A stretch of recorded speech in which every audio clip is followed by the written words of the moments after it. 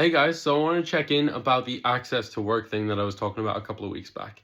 Access to work, for anyone that didn't check out that first video, is this kind of UK support program. It's a grant that's given by the Department of Work and Pensions for people to be able to get access or get help where they may need it. So if you have a physical or mental disability, if you have anything that might impair or inhibit your ability to work to the extent that you should be able to fulfill and complete irregular work or skilled work, they try and make accommodations, try and do things to be able to help and assist you to be more effective and more efficient with that. So for me personally, I've been able to use it to get this Remarkable 2.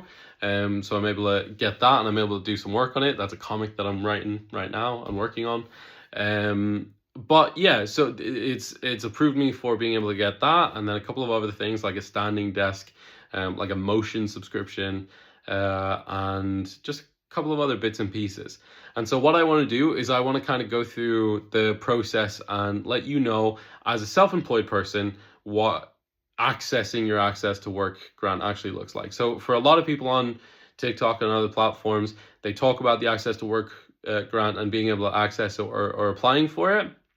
Specifically, what I'd like to talk about is self-employed people, and how you can kind of then proceed with it. So it's taken weeks and weeks. When I called up earlier, they were saying that it was like 30 weeks from application to actually receiving the grant at this state, or 30 weeks from that to kind of getting checked out.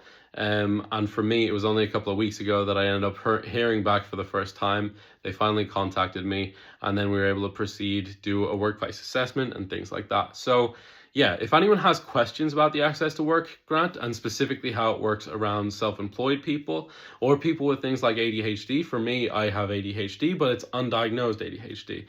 Just being undiagnosed doesn't inhibit your ability to be able to get the grant, but obviously you need to be able to state your case and talk to them about it. I've been on a waiting list to get diagnosed for ADHD for about 2 and a bit years now. So obviously I think that helps my case. But for other people, obviously, if you have questions, please let me know. But otherwise, I'm going to talk about accessing the grant, what the process has been like since then, and for a self-employed person, how you actually go about using it, because they kind of just leave it to you.